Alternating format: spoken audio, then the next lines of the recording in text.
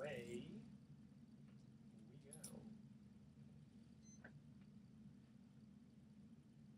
Welcome. You're listening to the Best of Investing on News Talk 910. This is the show where we present valuable information about real estate, the financial markets, and other economic business of the day. For those of you listening for the first time, here's our format. Imagine a few guys sitting around a bar having drinks without the drinks. Wait a minute. All right, who brought the drinks this week? We forgot the drinks again. You forgot the drinks again. Okay, and we're talking business with you, the audience, listening in. I'm your host, Edward Brown, and I'm pleased to have as my co-host Mark Hanf of Pacific Private Money, California's fastest growing private lender, and Russell Rosner of Equity Coalition. Our phone number is 888-912-1190. Now write that number down, 888-912-1190, because you're going to use that number to answer the trivia questions for 3 vacations given away during each commercial break. That's right, we're giving away 9 vacations during this show. The vacations are sponsored by Lighthouse Resort and Marina, located 1 hour northeast of San Francisco, and the vacations are free. Their only request, a $75 cleaning fee to cover housekeeping expenses. Their website is lighthouse4fun.com. You can reach them at 916-777-5511. And today's trivia theme is philosophy. Oh, yeah, it's right up my alley. It's right up your alley. Yeah. Excellent. I think you'll know these ones. Our website is bestofinvesting.com. Check us out on Facebook and YouTube by typing Best of Investing Radio Show. And we're also on television, Comcast Channel 26 on Saturdays at noon, Sundays at 6 p.m. And also you can record our show on a website called dar.fm. Again, quick reminder, World Wraps in Corte Madera and Santa Clara is still giving our listeners a free smoothie with purchase of a wrapper bowl if you mention the Best of Investing. Go there for lunch today. Today's guest is Peter Rosenthal. Peter, why are you here? Well, as I said before, because Mark asked me. Mark and Russell asked you. Russell, oh, right.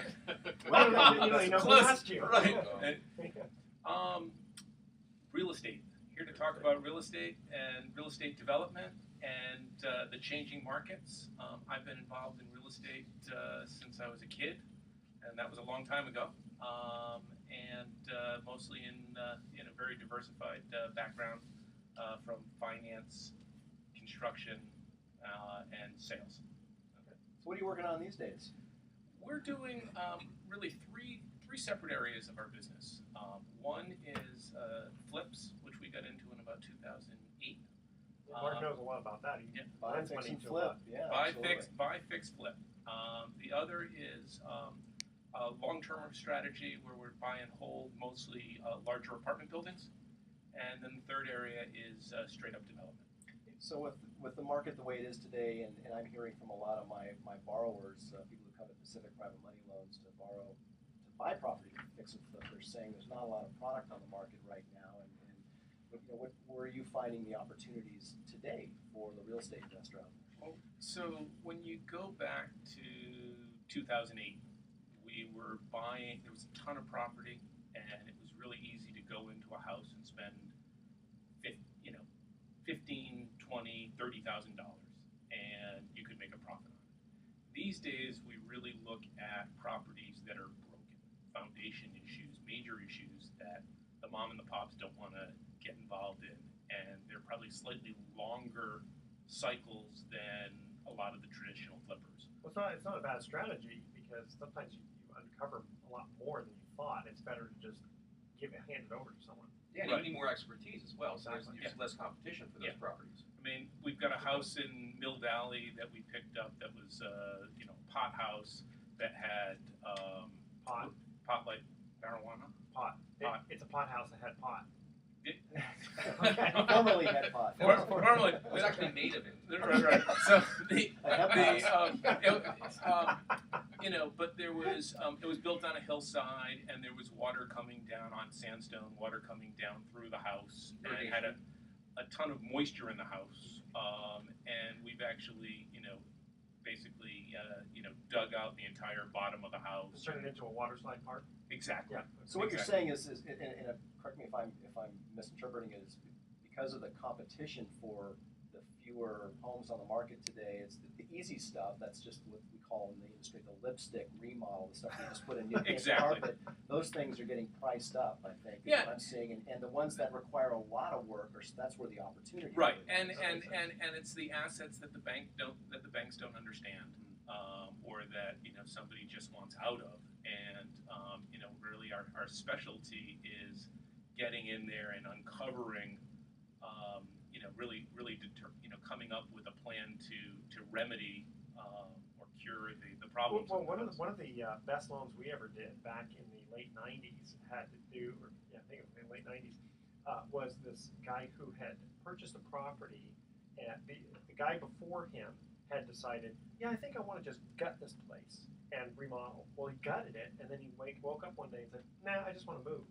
Well, our borrower came in, put an offer, but because it was halfway remodeled, the bank said, forget it. We're not going to lend it. So there might not have been anything wrong with some of these properties, but because it's halfway in construction, because all the lien releases with the contractors. We picked up a house just recently. It was a short sale, and the people living there, this is out in Pleasant Hill, the people living there were just hoarders and pigs. And the house, when you walk through it, was just so a mess that Smelled like money? well, no.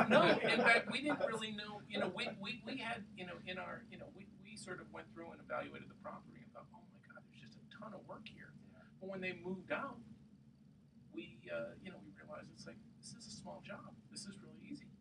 But it scared everybody else away. But it scared everybody else away because it just the window dressing was so awful.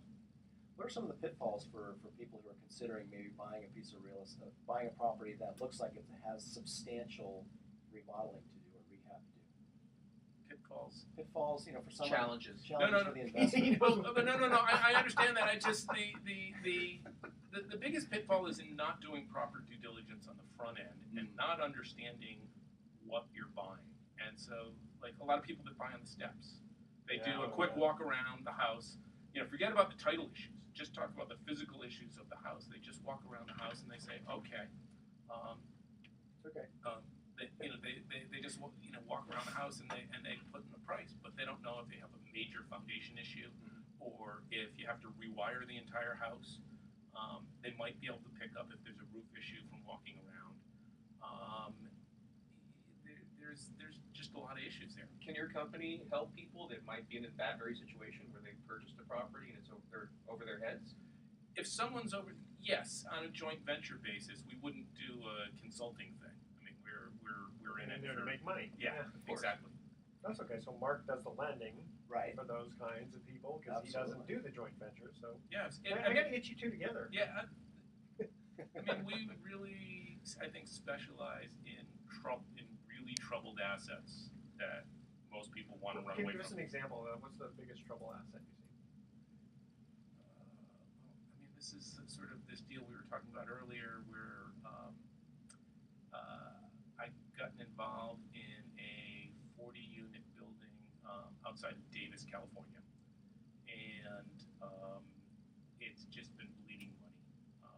The management company who's been running it, this family's owned it for about 10 years. The wife was the main holder of the property, and she got very ill, and things fell into disrepair. They brought in an outside management company. Expense ratios went from what should be around 45% up to about 65%. Wow. The loan on the thing it's I think like a 7.5% loan, which just shouldn't. Right. But also management, that's a huge Right. thing. So it wasn't that they were underwater as much as it was just being mismanaged and but the I mean, it's right about break even in terms of if I looked at the market value versus the loan amount. However, when you really sort of pull back the onion skin, there are some deferred maintenance issues in terms of there's some roofs that need to get redone. There's some issues with plumbing because it's a late 50s building, and just all of your sewage pipes. Right, as you exactly, and we've come in, purchased half of it, and Good. Okay, we're gonna cut to our first commercial break. Again, the theme is philosophy. I have to say it like Thurston Howell III. Philosophy. Okay. From Gilligan's Island. Yes, that's not the first question. No. Machiavelli. Okay. Machiavelli. That's not the answer. Okay. Either. Okay. You can't give the answers because the audience is listening and they're going to give the answers. Ready? Here, his teacher was Socrates, and his pupil was Aristotle. Who was this philosopher? The first three callers with the correct answer win a free 3-day, 2-night stay at the Lighthouse Resort. Their website is lighthouse4fun.com. Call 888-912-1190. That's 888-912-1190 to answer this question. His teacher was Socrates, and his pupil was Aristotle. Who was this philosopher? 888-912-1190. Make sure to include your name, your email address, and speak slowly and spell out your email one letter at a time. And we will be right back. Awesome. I know. Yeah, Nope, I don't say don't. it. Don't say it. I don't know. You know, you're in the right business. I'm in the wrong business. I should know the answers to every trivia question. You guys want to flip So what we do is we take our headphones off so that he knows it's break time. Okay. Or- Oh. Yeah. Okay. So remember, I know it's kind of hard because you want to talk like this. That's why I moved it. Yeah. But you have to be kind of pivoted like that. So Okay. still speaking in there because I'm getting. You want to have it's a little good crazy. feedback in your ears of yourself. Okay. So So we Good for a second. sound loud and clear. Yeah, it was good. Awesome. What do we want to talk about in the second segment? I would say let's talk about how you help these people, where you got the money to help them, maybe something along those lines. Investment capital that comes your way, that sort of thing. Do we want to go back and talk a little bit more? Because I think, About what? Well, in the second half of the first segment, we started to get into what you guys do that's unique, and which is basically look for opportunities where families might be holding property that they really, either maybe the original buyer died or they inherited property and it's been in their family for a long time. There's a lot of deferred maintenance. They're not making a lot of money out of it. Maybe they're bleeding it dry, but they're stuck. In other words, they don't want to sell it. There's probably no basis in it anyway. And, Right. what Well, do if you someone do? just died, It's legal. there's usually basis, but yeah. Well, that's true. Yeah. Step down. Would you ask me about this? Oh, yeah. Yeah. Well, that's So still a good it's segue into what So Yeah, we're if your talking. We're job talking is about a model- specific project. Yeah. So we Right. want to take a step back.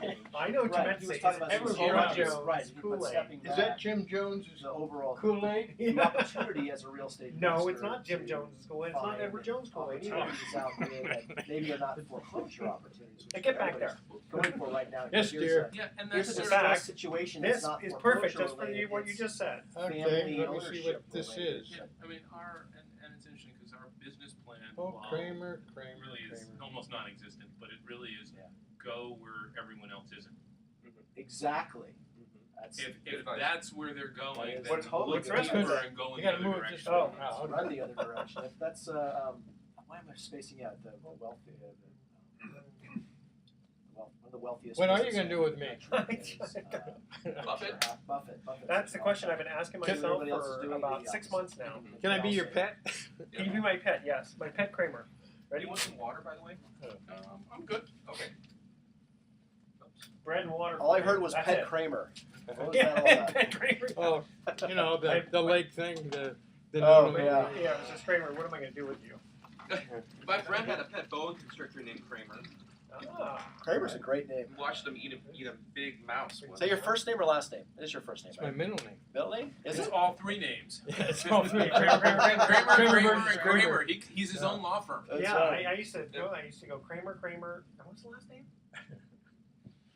Okay, That's good. so when we come back, we're getting into continuing on, Mhm. and you're going to ask him. You let's just get ready. ask me a You're gonna ask question because I don't know where we are. Okay. Well, I don't know. Well, You went out to sea. Okay, so You you're all you set. were- okay. Go ahead. Let me segue. That's fine. Okay. Ready? And away we go. Welcome back to the Best of Investing. I'm Edward Brown, your host, along with Mark Hunt and Russell Rosner, and we're in the studio here with Peter Rosenthal. And our theme for the trivia questions is philosophy. Now, his teacher was Socrates, and his pupil was Aristotle. Who was this philosopher? That would be Plato. It would be Plato. I used to play with him in I kindergarten. played Plato. with a lot of Play-Doh, yeah. That's absolutely. it. Okay. Russell, you were going to ask a question to Peter. Actually, Mark was. Oh, Mark, Yeah. I thought it was Russell. So, Okay. so Peter, in the last segment, you were talking about an interesting investment opportunity that you guys have come across, a 40-unit apartment building in Davis that was distressed, but not in the way a lot of properties are distressed today. It wasn't necessarily a foreclosure distress, but isn't that part of a little bit of your business model? You're looking for opportunities that have some kind of distress, but it's different. Well, we our business plan is pretty modest, but it's basically go where other people aren't. competition is in a lot of the markets we play in. The competition is very, very high for doing a lot of the traditional businesses, and so we try and just sort of vector off to the side of that and see where the opportunities are on the edges. So And that's I mean, Warren Buffett says the same thing. I mean, most wealthy guys, whatever the crowds are doing, go the opposite way. Well, that brings me to the question of, it seems like everybody's jumping into rentals because they seem to think that that's where the next market is. So when is that going to get overblown? Well, when prices start going up and rents aren't as appealing, and that may be in 6 months, it might be in 2 years, but 20 years. You think it's going to be a long Really? time? Think 20 years? well, I think it's a long time. We have a systemic problem in the country in terms of jobs, in terms of the economy, and before real estate really starts to have any upside pressure on a nationwide basis, I think it's a long time. Okay, well, then maybe that comes apropos to this article that I got from the New York Times, and it has to do with San Bernardino County and apparently some other ones back east who are thinking about eminent domain. But when you first hear that, you always get scared. But it sounds like what they're doing is, it says here, okay, desperate for a way of out of the housing collapse that has crippled the region, officials in San Bernardino County are exploring a drastic option using eminent domain to buy up mortgages for homes that are underwater. The idea goes that the county would cut the mortgages to the current value of the homes and resell the mortgages to a private investment firm, which would allow the homeowners to lower their monthly payments and hang on to the property. So I'm wondering, it sounds like they're almost forcing the banks to sell the mortgages to, they're basically saying, look, eminent domain, we're going to take it, but we're going to give you fair market value of the property. Of course, Sounds there's like a big communism question. to me. What's Wow. the sort? That's Who horrible. wrote where's that article from? New York Times? Are you serious? Wow. It is. Now again, they're Okay, thinking 'cause, about this, I mean, and then every it mayor in just- the country. I mean, first of all, these counties don't have any money. They're all going friggin' bankrupt. I mean, Can you say friggin'? You can say friggin'. That's about all you can Oh, say. Friggin'. frogging too. Frogging. Yeah, frogging.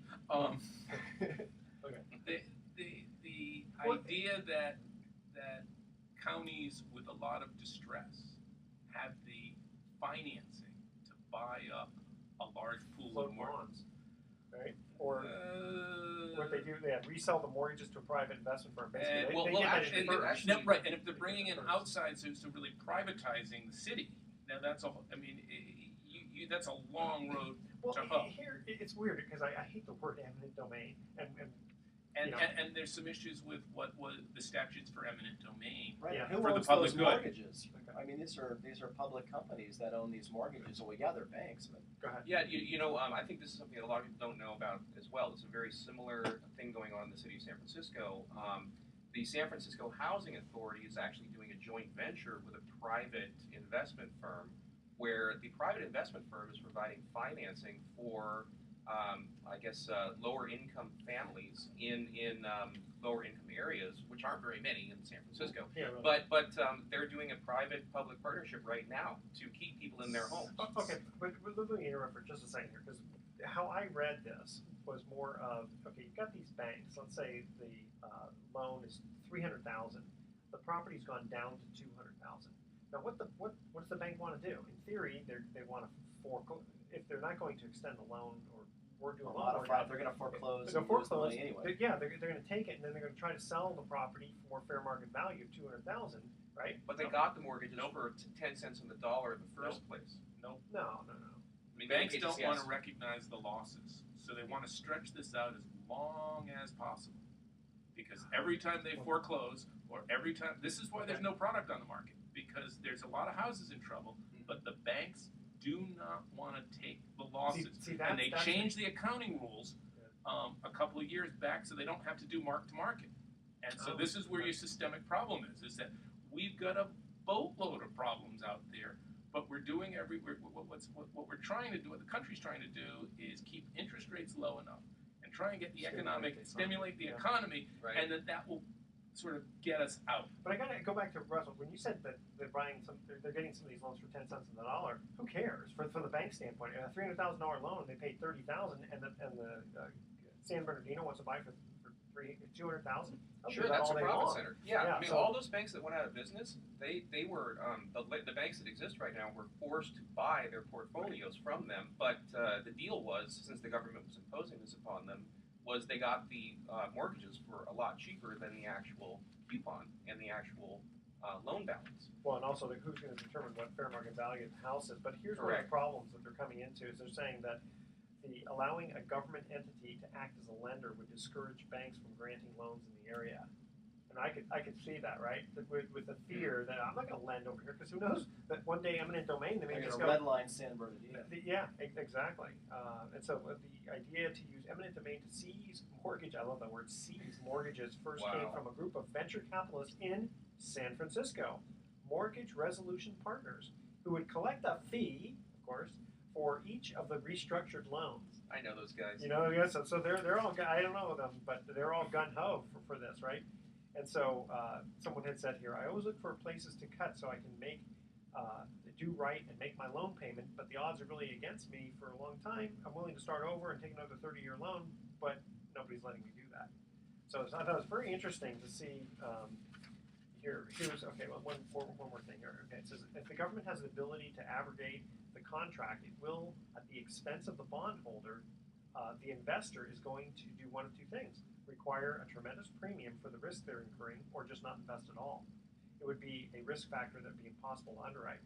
So you get these investors who find out that, oh, by the way, the safe mortgages that you invested in, it's now eminent domain over you. What are they going to do in the future? Right? Yeah, but part of the eminent domain statute requires a fair market value get paid for. Yeah, but you don't have the chance to ride out the wave then. Right. And here's the other thing. It says, under the current proposal, only homeowners who are current in their payments would be eligible for the program. So a policy that's been criticized by some people because it does little to help the neediest people, right? The people who haven't been able to make it. Sure. Also, part of eminent domain is it has to be something for public good, and it's usually a park, it's usually a subway, it's usually some kind of Not an individual investment. Well, property taxes are for the public good, and the way this is a way to keep people paying the property taxes.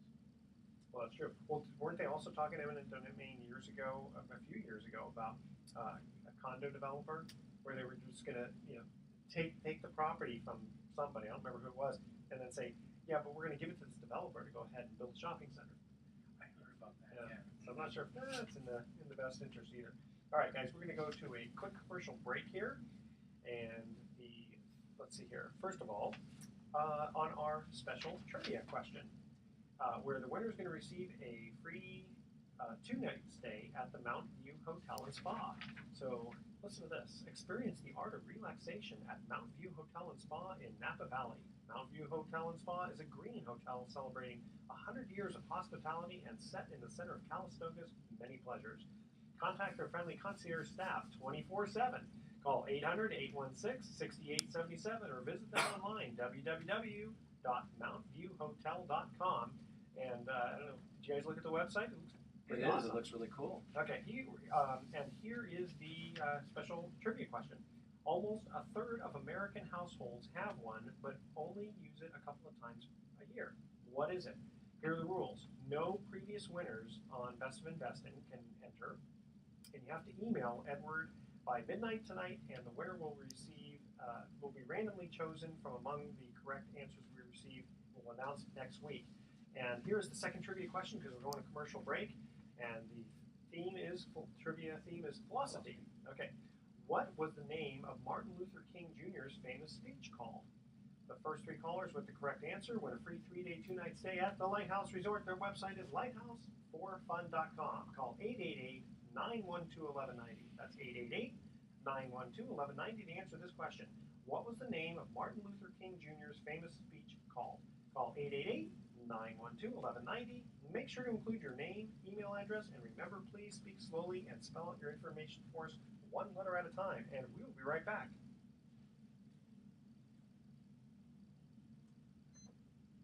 Okay. All right. I know the answer to the American household thing. Don't say anything. Okay. Got to save it till next week. Oh, okay. Save it till next week. Well, no, 2 weeks. But can I ask you if I'm right? Now, or I have to wait? No, come in and speak into my ear. Oh, okay. Tell me after the show. Okay, you got it. All right. Okay. Let me save this. Yes. Now can we let my guest talk? Yeah. No, we'll just keep going. I think in the third segment. No, that was really interesting. That eminent domain thing was a pretty high level subject there for the show in general. I'm surprised. Yeah, when I heard that on I can't remember where I heard it. Maybe on Armstrong and Getty. And then I looked it up and it's like, oh, smokes. Yeah. I mean, it's Is one it thing actually to happening though, or is it just a threat? they're thinking about it right now. Oh, okay. Yeah. But otherwise, Venture They're capitalists. floating the proposal. Yeah. See what the public response is. What are you nuts? Well, it's funny. I remember we foreclosed on a property in Hawaii, and our property was a good piece of property, but we had heard about someone else had gotten a piece of property. He bought it, but it was right next to a Hawaiian cemetery, and they're really, really wigged out about that kind of stuff. So this guy's property wasn't on the cemetery, but it was next to it. Well, they eminent domained it, and they just go, you can't build anything. It wasn't a house; it was just land. They wanted to build something. They go, nope, can't do anything with it, and they wouldn't buy it back from them. What? So it's like, oh my gosh! I mean, it's not even the property; it's next to the property that's issue, and you won't buy it from me. You won't let me build on it. Yeah, was it a leasehold estate like most of the Most of them Hawaii? are there. That I don't know the answer to that one. Yeah. But Yeah, still. one of the first guys that ever did a loan with me, his name was Damian Quinn. No, not Damian Quinn. No, Yeah. no. No, he bought a place in, I guess it was in Marin County somewhere. I don't know where exactly, but he bought this place, was digging everything. He was an Irish guy, Indian and then he artifacts. dug up the Indian bones and artifacts and Did you bury him again? lost it. No. Oh no, you can't. My dad told me back in the '70s. We were walking around one of the properties he bought. Mhm. He goes, if you find anything that looks Indian, just put it in your pocket. Don't say anything. That was Right. back Oh in my the God. '70s. Yeah. Right? All right. So Yeah. what else do you want to go over? I think I've got a good lead-in. Okay, good. Yeah, we can talk about your existing projects and how you finance them, and also what services you provide and how you get your clients. Unless you're talking Partners. investors. Your We have partners. investors, but we don't have Yeah. clients per se. Okay, your partners then. Yeah. Yeah. Okay. We try to make it lively, this one's going to be a good show because there's a little bit of, no, you're wrong. Yeah. Eminent It's domain. only, yeah, it's I'll only, eminent domain we're- you. We're in the, Yeah, we're in the entertainment. I'm much better when it's not talking about me. So it's All right. Because we still have to get an email time too. Right. Right. Well, we can Yep. do half, and then you can whatever. Yep. See. Okay. Okay. So I'll just come right into you on that. Oh, you ready, Mr. Kramer? If I can have a hit of that Jimmy Jones lemonade. Yeah. Yahoo! Sure, go ahead. Sure. And what's in Please there? don't. Yeah, is the yeah. biggest freaking What's in lemonade. Friggin' again. Well, it should have been just Frogging. orange. Frogging. Yeah, Yeah. it should have been just orange, but I accidentally put citrus stuff in it. It's not as good as I like, but that's okay. Gotta keep the energy up. Let her happen, Captain. What's that? Let her happen, Let it Captain. happen. I like that. Here we go. Welcome back to the Best of Investing. I'm Edward Brown, your host, along with Mark Hunt and Russell Rosner, and we're still in the studio here with Peter Rosenthal. When we cut the second commercial break, we asked this trivia question.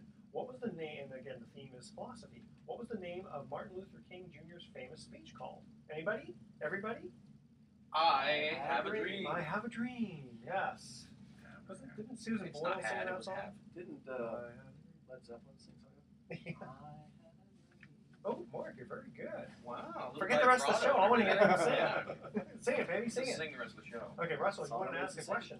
Yeah, well, I brought Peter on the show because we initially met through an inquiry for Peter's company to get some financing with my company, Equity Coalition. And at the time, you were doing mostly residential flips, but that was a number of years ago. So obviously the market's changed, and you're doing some pretty interesting stuff. So what I wanted to get back to was we were talking about that project you were working on, and I'm just curious to know, how are you getting a hold of these projects, and also how are you getting the capital to finance them? Where are you getting your investors? And yeah, tell us about that. So, in terms of finding properties, there's myself and my partner Greg, and he basically spends full time doing acquisition disposition work. And then You're looking on Craigslist? I mean, we have a good network of agents that we work with. I've been involved in the real estate industry for 25 years or so, so I get a lot of stuff sort of just from, even though I'm not out there pounding the pavement. Well, I'm always talking to people, and I'm always talking about real estate, and so things happen. It's all about networking. Yeah. Do you ever look at like the back of the paper, public notices for defaults and stuff? No, but I mean, if I had the paper and I was and I came across it, I might look through them, but it's not part of what I do. Yeah, I looked in the back of the IJ a couple of days ago, and they were having a tax sale coming up in August, and some of the stuff is like, for $19,000. Well, that's not too bad. Let me just take a look at it, and it's all raw dirt, Right. and it's in the middle of nowhere, even though it's in Marin. Right. So you just can't go But by like there's a deal that we're working to that we have in contract to build 5 units in the Mission area of San Francisco. That deal came through us. There's a guy who I used to. We were in the same office doing brokerage years ago, and it was an off-market deal. And so, like in San Francisco, where it's high competition, we typically won't really play unless it's an off-market deal. that. Where are you getting the investors for that? Okay, so investors for that. So primarily it's myself and Greg, so friends and family kind of money. And then we have one gentleman that we work very closely with who has a bit more money that he sort of co-invests with us. And then, we're always out looking for additional investors on the equity side. I need friends like that. Can you introduce me to those friends? It's interesting because most of the people that invest with us have we only take people that have a predisposition for real estate, that they really know what they're doing. And so we don't want somebody, we don't want money that can't add some kind of value in terms of knowledge base. And it also just helps us. And then the reality is that in a very, very tough market where we've had the winds going really in our face for the last 4 or 5 years, we have tremendous results. And so, it's like we just let people look at what we've done. And when you work with an existing apartment building owner or what have you, like you described before, where they have a non-performing asset or an underperforming asset, how do you get paid, and where do you get the money to work with that? So, again, typically some of our investors, our money, it's usually a joint venture type deal. Okay. We'll usually work something out where we're buying in under the existing loan, and then usually come in and work out the loan, or try and get a better loan on the building. I mean, I'm actually working on a few HUD loans, which are somewhat expensive to get, but once you have them, it's a 40-year AM, and it's under 4%, and they're assumable. So those really add value. Once you're sort of connected into that whole HUD world, it makes it really it adds a lot of value to the asset. Who would be guaranteeing those loans? I think that's HUD. Well, no, I mean when you're applying for the loan, who's actually applying? Principal. We set up it's me. Yeah, I was going to say, even if you set up an LLC. Yeah, no. Yeah, they want a warm body, and that's usually us. So we'll shield the whoever we go into business with. Sure. So you're bringing a lot of expertise. We bring expertise and credit and knowledge and Well, Peter, thank you so much. We're going to get into email time right now. Stay in the studio here. Stick around and comment. Yeah. Okay, Mark, we received an email for you. It says, can you give me an example of the best loan you've ever provided, both from a borrower and an investor standpoint? The best loan? Yeah. Well, the question is aimed at my company, Pacific Private Money. We're hard money lenders, also called private money lenders, but essentially we make loans to real estate investors Most of the loans we're making are for people who are buying, fixing, and flipping. Now, I wouldn't consider that among the best of the loans that I've written in, say, the last year or so. It also includes borrowers who simply, maybe they've got real estate they own free and clear, and they're looking to pull some cash out. Maybe they want to buy other property all cash, for example, or buy at the auctions where you need cash. So that would actually be in the area of the best loans we've done. So I'm thinking about a loan that we did on a commercial property in Marin County, where the gentleman, in fact, owned the property all cash. In fact, he had bought it from the bank all cash and then got all new tenants put in, so he had added a lot of value. But we made a loan to him based on what he paid for the property, which was about $1.2 million. And so we gave it was about basically a 50% loan to purchase price with an effective value, probably more like 35 to 40% loan to value. We didn't bother getting it appraised, so it was a very easy loan to underwrite. The borrower had a strong financial statement. The property, great cash flow, great tenants. So why did he need you instead of going to Well, the bank? because he did go to the bank, and he had a couple of glitches on his credit report that I would call lazy credit, like he missed something here and he missed something there, and it's amazing how many points, missing one mortgage payment or not paying a credit card bill on time, or he tends to go on these long vacations and leaves all of his bills with his bookkeeper, who he blames on for the. Of course. But here's the so other we're talking thing, about sometimes these banks won't do cash out loans. Well, that's the case too. So he had lazy credit in about the mid 600s, let's say, but everything else about him looked great. And I literally had to pick up the phone and make one phone call to an investor that I knew who had called me recently and said, "Hey, I've got I'm liquid and looking. I've got about $600,000-$800,000, and so it was right about what the borrower was looking for." And so I called him, and he immediately got in his car and visited the property, met the borrower, said, "Hey, let's do this." And that was one where we got the borrower a rate of 8.5%.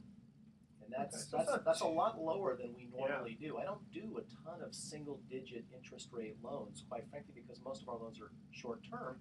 And the investor got 7.5%? Well, no, this one was this particular one. I allowed the investor to self-service because I kind of got squeezed out of my servicing margin there, which happens from time to time. And it was a single investor, so he had to made some points on. Yeah, I made the points on the loan. Which, of course, 12 points is pretty. I'm just kidding. So what did he do with the money, Mark? He actually did buy some distressed real estate. That was really his goal with that money. So that's an example of what I would say.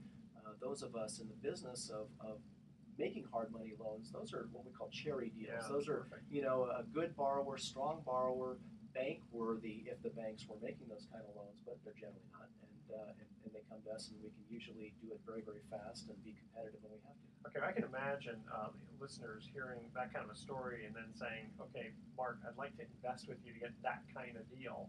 Which I don't know if they come along that often. How would they get a hold of you? Well, I've got a website. I've got two websites. I've got my investor website, which is PacificPrivateInvestments.com. That's investments with an S, so it's PacificPrivateInvestments.com. That has information on how to be a trustee investor and information about what it is to invest in a note secured by a deed of trust. And if you're a borrower out there looking for some short-term capital, give our borrower website a try. That's PacificPrivateMoney.com, or call us at 415-883-2150. Or go to bestofinvesting.com and you'll see Mark's handsome face there. Okay, we're going to cut to our commercial break, our third one. We get back, we have an email for Russell here. Again, the theme is philosophy. Finish this famous philosophical phrase, "I think, therefore," and then go ahead and fill in the blank. The first three callers with the correct answer win a free 3-day, 2-night stay at the Lighthouse Resort. Their website is lighthouseforfun.com. Check them out. Call 888-912-1190. That's 888-912-1190 to answer this question. Finish this famous philosophical phrase, "I think, therefore," blank. Make sure to include your name, email address, and remember to speak slowly and spell out your information for us, and we will be right back. Yeah, You tell have them. philosophy questions that I can answer. There's a problem. Wait, what was that? As you I can said, tell. when you have 3 philosophy questions that I can answer, Yeah. you know there's a problem. Well, it's actually done purposefully. They're supposed to be softball, easy questions because we So want to see, people- you know, we the want to see, volume yeah, of 'cause- people. right? Because Yeah. But when some 30 of to them are- 50 emails come in, then we know we've got a pretty good listenership Well, you going. guys didn't know the first one, right? I didn't know the first one. You did? Well, if I had I a chance to didn't think know, about it, but I it would. was the only name that I knew. So, Oh, okay. Yeah. So therefore, that was my guess. That was your guess, yeah. Yeah. Sure. Socrates, Plato, Aristotle. Yeah, I just Yeah, it goes in that yeah, order. yeah, Exactly. right. Yeah. And apparently Aristotle was the greatest. Oh, was he the first one? Well, Socrates was taught Plato. Plato Okay. taught Aristotle. Yeah, Aristotle was cool because he was like a mathematician on top of everything else. Yeah. I mean, he was the guy that made that weird object they found at the bottom of the ocean in the Mediterranean that basically was a clock and a calendar, dealt with the moon and the sun, it could predict eclipses 180 years from now. I mean, it was this amazing machine. Wow. It had like a 28 gear system. Yeah, it was one of the most advanced things that they'd ever discovered from that period of time. I mean, I keep trying to use my sundial, but at nighttime it just I can't figure out what time it is. What's my question, by the way? Yeah, mine was cold too. I had to like. Yeah, usually I tell them ahead of time what the So they can emails think came about in, it, so they can think, the answer. The question was, what is the minimum investment your firm will accept? Okay. Yeah, I'd rather answer Mark's question. Be easier, because that did it the last time. What's the best loan you've ever done? Yeah. That's actually not a bad one to do. Or yeah. The other side to that is aside from sort of like what was the best financial, but where'd you really help somebody? Right. Where'd you so best loan? So it's like it's like yeah, I did this loan, but here's what it achieved for somebody that made me feel good. Well, what's interesting about that is that that would generally be a lead-in on a distressed borrower situation where, for me, the first thing that comes to mind is a guy who had bank financing or another private loan all lined up, and they totally screwed him at the end. And he literally has 5 days to close. He's got 20 grand riding on the line. He calls me up, can you do it? And we get it done. Right. That's Right. We pull a miracle Right, off. right. That's almost And like that's that church group. And that happens a lot. Yeah. I mean, Oh, these yeah. days you get it's like every time somebody says they're going to loan me money, it's like I'm like, Right. Sure. okay. Yeah. Well, Yeah. they get in what happens with Southern California lenders. I don't want to bash Southern California because there's great hard money lenders down there, but more often than not, I'll get a call saying, "Oh, I just got a quote for 5.99% and 2 points from some SoCal lender Take it. to be unnamed." Yeah, well, take it, okay. But then they come back to me with 5 days left because the other guy, all My the money's things going change. hard, man. Oh, Shame on 5.9? you. Oh, I meant 15.9. Right. There was a 1 there somewhere. Yeah. Oh, the points just went up. Right. Yeah, It always happens. Everything changes, right? Mhm. And you got to fly up. You got to pay for them to fly up. You got to do an appraisal when they told you no appraisal, and all kinds of stuff. I did a deal back in again the mid '90s, and this was right when the S&L crisis was going on, and my contact was down in Southern California. He was the guy with the money, and he basically told me, he goes, tell your borrower, I want 21,000 because it was 1 point up front on 2.1 million. He said, I want 20. He goes, as soon as I step off the plane, I want a check for 21,000. He goes, if the check is not handed to me when I step off the plane, then he goes, I get back on the plane and I go. Wow. And he actually, when he stepped off the plane, I picked him up at the airport, so I didn't have the check.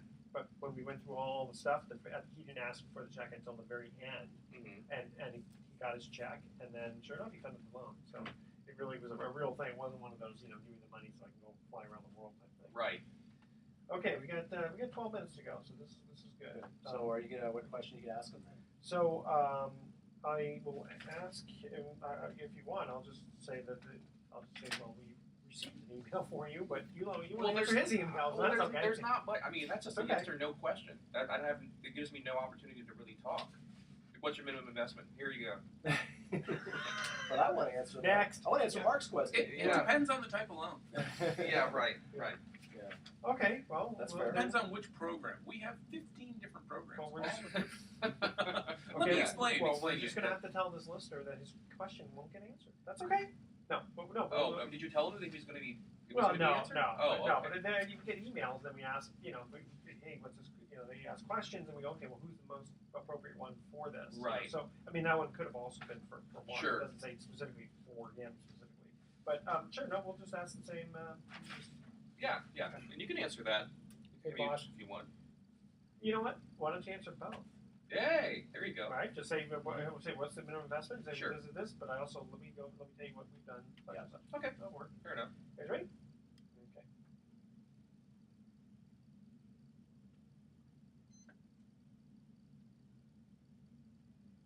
Welcome back to the Best of Investing. I'm Edward Brown, your host, along with Mark Hunt and Russell Rosner. And we still have Peter. You're still here?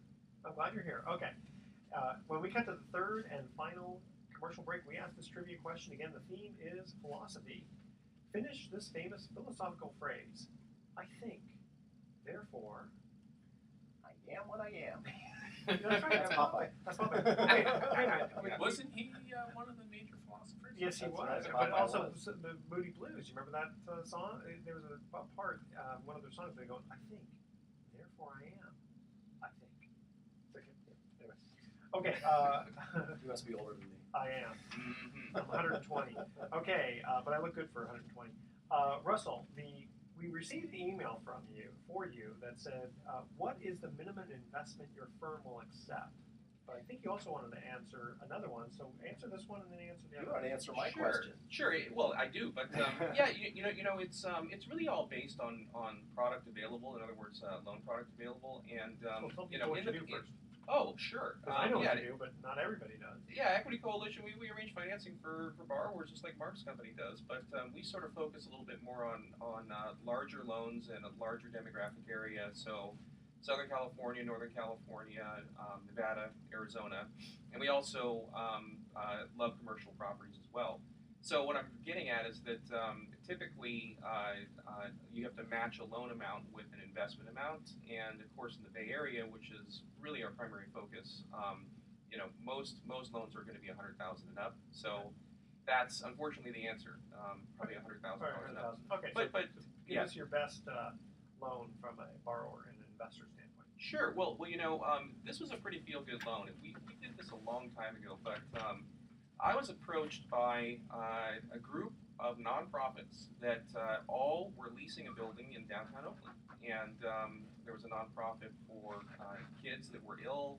There was a nonprofit that was Habitat for Humanity type of company. There was a whole bunch of great people in this building, and the city of Oakland had set it aside for them a number of years before, and the lease was coming due, and for circumstances beyond their control, they were going to lose the building. Not necessarily because they weren't making their payments, but it was because the city of Oakland wanted to do something different with the building. So I was able to arrange financing with one of the main investors of one of the nonprofits to come in and actually buy all of the notes on the building. There was a first, a second, and a third. And they were going to lose this building on the courthouse steps in 7 days from the date that I was called. So we were able to scramble and provide a $3.7 million loan in about 5 business days to this group, save the building, save the nonprofits, and they're still downtown today, doing good. And what interest rate did the investor earn? At the time, it was, that's a good question. I believe it was around 10.25%. That's very good. Yes, Good. not bad. Good. Mark, what else is going on in real estate? Well, there was an article just this past week, and it speaks to a little bit of what we were talking about, like in the first and the second segment. And the headline is "More Delinquent Borrowers Warned About Foreclosure." And the essence of the article is basically saying that at least they don't really have statistics here, but anecdotally, and I'm hearing this too on my end, that the banks are starting to actually physically foreclose on properties. And the foreclosure process, if you don't know, is really a two-part process. Number one, three-part. First, you stop making the payments on your loan. Then the bank files what's called a notice of default. And then if they decide they're going to actually finish the foreclosure process, they would then file what's called a notice of sale, which usually starts a 21-day clock, at which point they can auction your property on the courthouse steps. And what's been happening the last few years is they've been issuing notices of default on millions of homes in the United States, but not actually foreclosing. And, Right. and Peter mentioned earlier the reason why is the banks have no financial incentive to write down that loss and make their balance sheet look worse and have their quarterlies look bad and have their stockholders but get wait a upset. minute. When a loan is in default, haven't they already done a write down? I think they do. I think. Well, I'm not a CPA, so I don't know. But what I do know is that well, for example, I actually have an extended family member who has third cousin or something that hadn't made a payment on their mortgage in 2 years. A Jethro? And I just found out that they just got someone just knocked on the door and said, "Hey, I just bought your house in foreclosure." So that's and again that's a dumb example, but the article is saying that that more and more homes are now finally going to auction, and I don't mean to say finally like that's a good thing, but if you're a real estate investor waiting for some of this foreclosure product to come around as an opportunity, it is a good thing. Or maybe the banks will just take it over and then sell it later on. But you know what? I need to interrupt for just a second because we forgot to give the audience Russell's information in case they wanted to get in contact with him if they have a little bit higher money to invest. They have other areas that they want to invest. Or some loans to do. Yeah, thanks, Edward. Yeah, you can find me on the web at equitycoalition.com. You can call me at the office at 415-680-3454. You can send up smoke signals. You can find me at thebestofinvesting.com too. Sure can. Okay. So good. Sorry about that. But Thank you. But these foreclosures. So let's say the bank goes ahead and puts it on the courthouse steps, and nobody buys. Then they're going to have it in their portfolio. But then at that point, they'll probably package them, right? They usually don't go one-off deals, do they? Oh no, absolutely they do. I mean that's what's known as REO. When you hear the term REO, that means real estate owned. It means a bank now owns that property, and so there are properties on the MLS, which stands for Multiple Listing Service. That if you're using, you know what? You're right. I'm thinking of Remember, we did a whole show about this 2 weeks ago. I'm sorry. I'm thinking of loans that they package. They usually don't do too many one-off loans. Right, and so the complaint I'm hearing, and I'm sure all you guys have probably hearing the same from my clients who are real estate investors, is there's not a lot of product. What's happened to all that shadow inventory we're talking about? Why isn't it hitting the market? Why can't I buy more property? Despite what that article says, I've not seen. I mean, I follow Foreclosure Radar. Foreclosure Radar. And I haven't seen any kind of spikes in right. The statistics aren't there yet. This is right. This is more anecdotal than anything else. Yeah, and I mean, since 2008, every couple of months, I'd hear real estate agents saying, "Oh, it's coming. There's a big wave coming." Big wave's coming. And it's like, and I've been waiting for the big wave.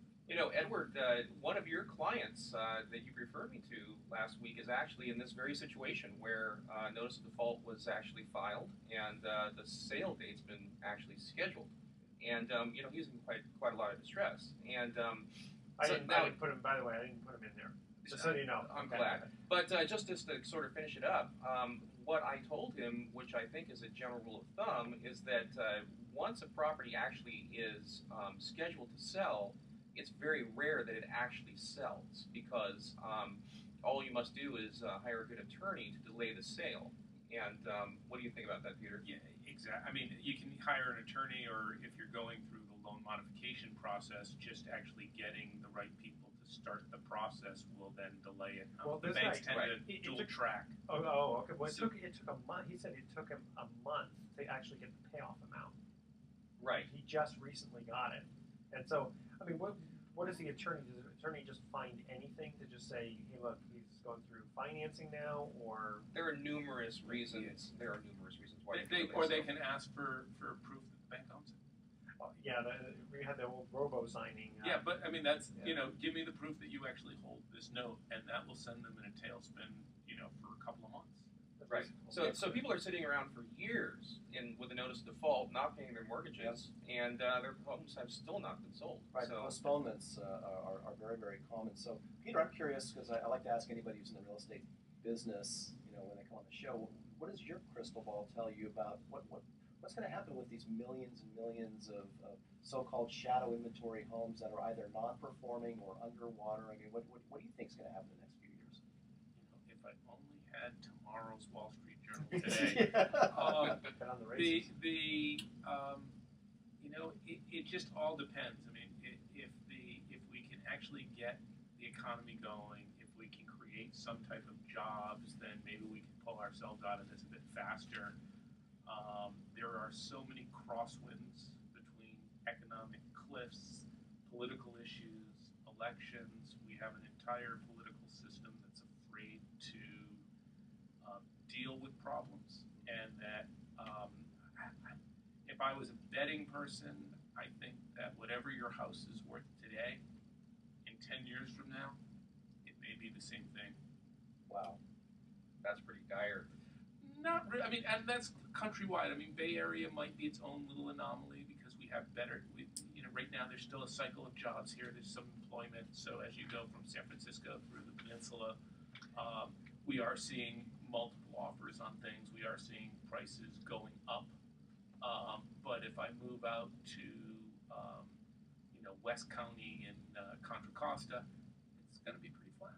All right, Peter, thank you very much for joining us in the studio. We're going to go to our thoughts for the day. Tourists visiting Iceland should know that tipping at a restaurant is considered an insult. Sounds like me here in America. Just kidding, I always tip the customary 3%. And tablecloths were originally meant to serve as towels with which the dinner guests could wipe their hands and faces after eating. And that's news to whom? Because I've been doing that for years. Now I can give my wife a great excuse. And with that, we will welcome you to tune in next week to the Best of Investing. We're going to be giving away 9 more free vacations for answering trivia questions. Again, on behalf of our team, I'm Edward Brown, wishing you the best of investing. So long.